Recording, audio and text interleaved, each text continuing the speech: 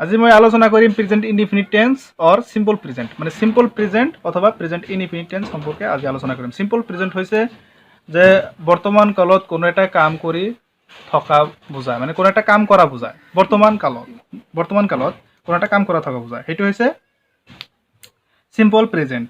আৰু কোনো এটা অসমীয়া সেন্টেন্সৰ শেষৰ ফালে যদি ও 29 অব্যয় আকাৰ আৰু এ থাকে তেনেহলে সেইটো হ'ব সিম্পল প্ৰেজেন্ট বা প্ৰেজেন্ট ইনডিফিনিট টেন্স। আৰু ইয়াৰ বিভাগটো হ'ব ডু অথবা ডাজ। সাবজেক্ট হিসাবে ডু অথবা ডাজ হ'ব। ইয়াৰ ফৰ্মেশনটো ইয়াতে দিয়া আছে, ফৰ্মেশনটো চাওক। ফৰ্মেশনটো হৈছে এফাৰ্মেটিভ সেন্টেন্সক আমি দুটা ক্লাসিফিকেশনত ভাগ কৰিছিলোঁ, হয়নে নাই? ক্লাসিফিকেশন 1 আৰু ক্লাসিফিকেশন 2। এটা হচ্ছে সেকেন্ড ক্লাসিফিকেশন। ক্লাসিফিকেশন 2 আছে এফাৰ্মেটিভ, নেগেটিভ, ইন্টাৰোগেটিভ আৰু ইন্টারোগেটিভ নেগেটিভ। এতিয়া চাওক, এফার্মেটিভ হৈছে subject plus verb plus object, subject plus verb plus object. Negative হৈছে সাবজেক্ট প্লাস ডু অথবা ডাজ, ইয়াৰ লগত নট যোগ হ'ব, প্লাস ভাৰ্বৰ প্ৰথম ফৰ্ম ফাৰ্ষ্ট ফৰ্ম হ'ব মানে প্ৰেজেন্ট ফৰ্ম হ'ব, প্লাস অবজেক্ট।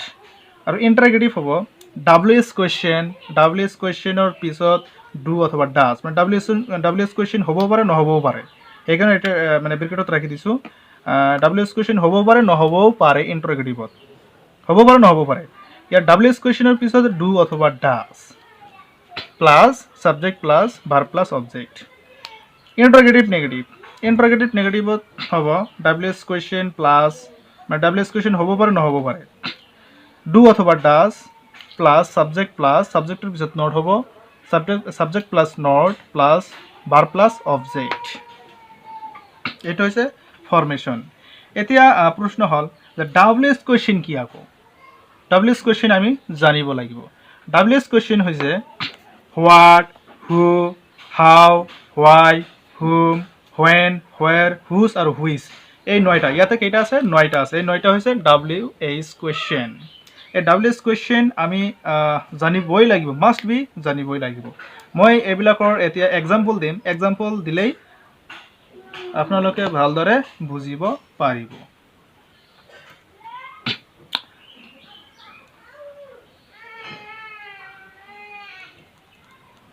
মই ভাত খাওঁ, সেইটো হৈছে প্ৰেজেন্ট ইনডিফিনিট টেন্সত পৰিছে। কেনেকৈ গম পাম? কিয়নো এইটো এটা অসমীয়া সেন্টেন্স আৰু অসমীয়া সেন্টেন্সৰ শেষৰ ফালে ও আছে, ইয়াতে ও আছে। যদি 29টি অব্যয়কাৰ আৰু এ থাকে তেনেহলে সেইটো সিম্পল প্রেজেন্ট হয়। যেহেতু ইয়াতে ও আছে গতিকে মই ভাত খাওঁ এইটো এটা simple present.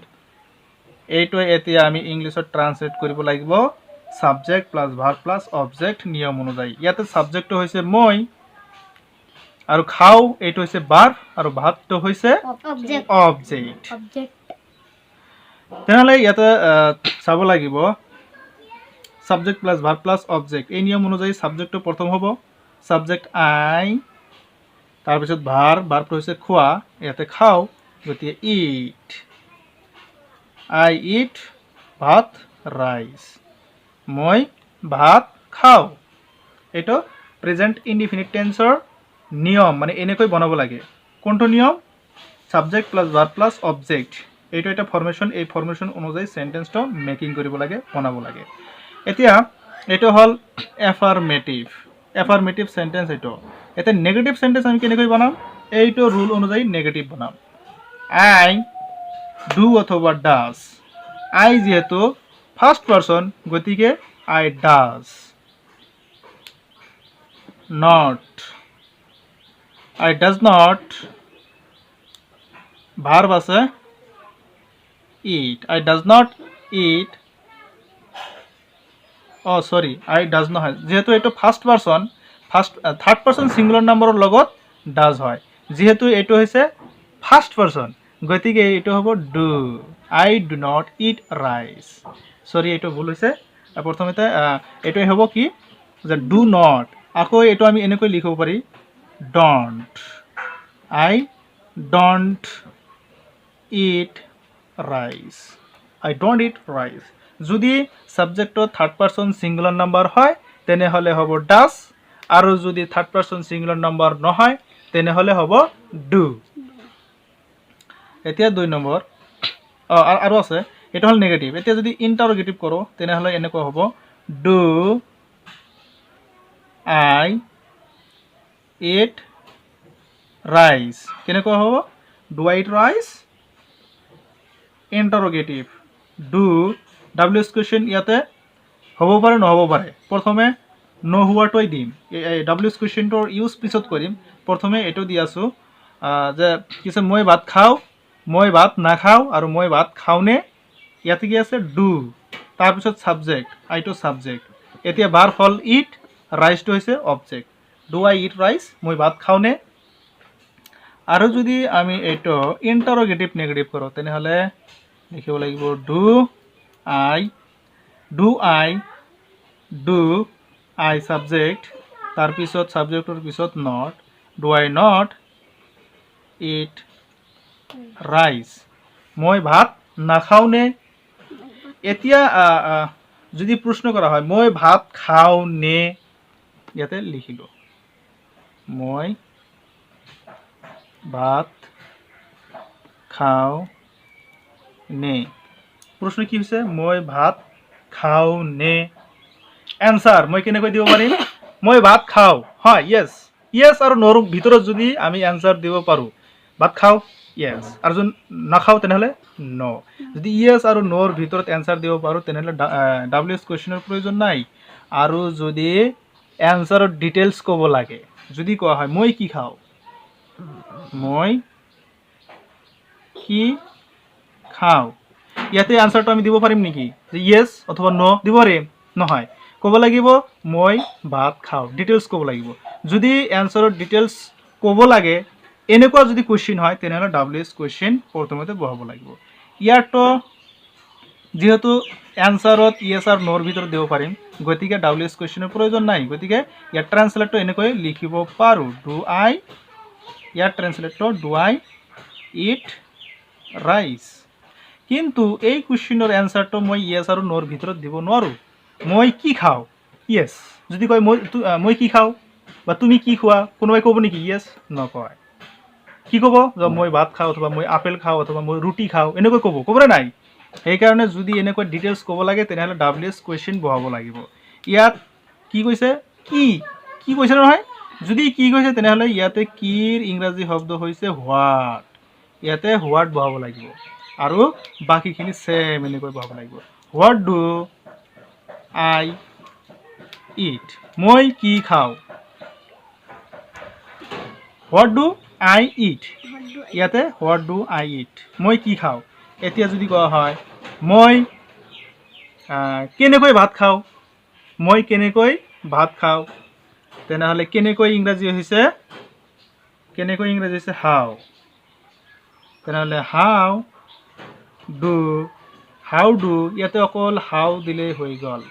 How do I eat rice, how do I eat rice, মই কেনেকৈ ভাত খাওঁ। মই কাৰ লগত ভাত খাওঁ? With whom do I eat rice. ঠিক এনেকৈ চেণ্টেঞ্চবিলাক বনাব লাগে। অ'কে, এতিয়া আমি ছেকেণ্ড এটা এক্সাম্পল দিম। সেইটো হৈছে যেনেকুৱা আছে তেওঁ কিতাপটো পঢ়ে, এইটো এটা প্ৰেজেণ্ট ইনডিফিনিট টেন্স। কেনেকৈ বুজি পালা? কিয়নো এইটো এটা অসমীয়া চেণ্টেন্সৰ শেষৰ ফালে একাৰ আছে, হয়নে নাই? আৰু তাতে আমি নিয়মটো দিছিলোঁ, যদি কোনো এটা চেণ্টেন্সৰ শেষৰ ফালে এ থাকে, অ' থাকে, 29টি অ' থাকে, অব্য আকাৰ থাকে, তেনেহ'লে সেইটো হ'ব কি? Present indefinite tense. গতিকে এই নিয়ম অনুযায়ী শেষত এ আছে, তাৰমানে পঢ়ে, লিখে, এনেকুৱা যদি হয় তেনেহ'লে সেইটো হ'ব কি? প্ৰেজেণ্ট ইনডিফিনিট টেন্স অথবা চিম্পল প্ৰেজেণ্ট। ইয়াৰ ট্ৰান্সলেট কৰিবলৈ হ'লে প্ৰথমে ছাবজেক্টটো লিখিব লাগিব, subject plus verb plus object. গতিকে ছাবজেক্ট হৈছে হি, ভাৰ্ব হৈছে পঢ়ে, ৰিড, আৰু অবজেক্টটো হৈছে কোনটো? কিতাপটো হৈছে অবজেক্ট, তেনেহ'লে দি বুক।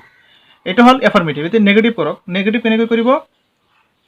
ছাবজেক্ট প্লাছ কি আছে? ডু অথবা ডাজ নট। তেনেহ'লে যিহেতু হি থাৰ্ড পাৰ্চন ছিংগুলাৰ নাম্বাৰ, গতিকে ডাজ ডাস ডাজ নট ইয়াতে ৰিড হ'ব কিন্তু এই এছটো ডুৰ ইয়াতে আহি ডাজ হৈছে এইকাৰণে ৰিডৰ এছটো উঠি যাব he does not read the book তেওঁ কিতাপটো নপঢ়ে এতিয়া ইণ্টাৰগেটিভ তেওঁ কিতাপটো পঢ়েনে তেনেহ'লে হ'ব ডাজ হি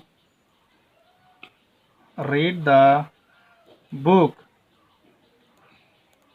তেওঁ কিতাপটো পঢ়েনে does he read the book তেওঁ কিতাপটো নপঢ়েনে এইটো হ'ব ইণ্টাৰগেটিভ নেগেটিভ মানে প্ৰশ্নও কৰিব লগতে নেগেটিভো কৰিব তেনেহ'লে এইটো কেনেকৈ বনাব লাগিব ডাজ তাৰপিছত ছাবজেক্টৰ পিছত কি হ'ব নট হ'ব গতিকে does he not read the book তেওঁ কিতাপটো নপঢ়েনে এই সেন্টেন্সটো আকৌ আৰু বেলেগ ধৰণে লিখিব পাৰি ডাজেন্ট হি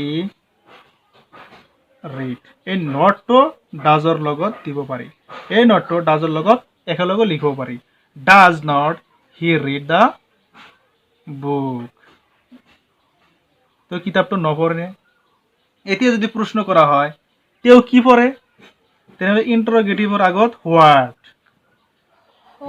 হোৱাট দিলেই হৈ গ'ল যদি ইণ্টাৰগেটিভ সেন্টেন্সৰ এইটো এটা ইণ্টাৰগেটিভ সেন্টেন্স আছে এইটো প্ৰথমে লিখি লৈছোঁ does he read the book তেওঁ কিতাপটো পঢ়েনে যদি কুৱেশ্যন কৰা হয় তেওঁ কি পঢ়ে তেনেহ'লে ইয়াতে প্ৰথমে হোৱাট যোগ কৰিলে হ'ল হোৱাট ডাজ হি ৰিড যেহেতু কি পঢ়ে কৈছে কিতাপৰ কথা উল্লেখ নাই গতিকে কিতাপটো নহ'ব ডাজ হি ৰিড তেওঁ কি পঢ়ে যদি কয় তেওঁ ক'ত পঢ়ে তেওঁ কিতাপটো ক'ত পঢ়ে যদি কুৱেশ্যন কৰা হয় কিতাপটো তেওঁ ক'ত পঢ়ে বা তেওঁ কিতাপটো ক'ত পঢ়ে তেনেহ'লে ইয়াতে ক'ত ইয়াৰ ইংৰাজী হৈছে where does he read the book তেওঁ কিতাপটো ক'ত পঢ়ে কিয় তেওঁ কিতাপটো পঢ়ে তেওঁ কিতাপটো কিয় পঢ়ে কিয় ইংৰাজী কি হ'ব why does he read the book তেওঁ কিতাপটো কিয় পঢ়ে কিতাপটো কেনেকৈ পঢ়ে কি ধৰণে পঢ়ে কি নিয়মটো কি কেনেকৈ পঢ়ে how does he read the book কিতাপটো তেওঁ কেনেকৈ পঢ়ে কিতাপটো কাৰ লগত পঢ়ে উইথ হুম কি হ'ব তেনেহ'লে উইথ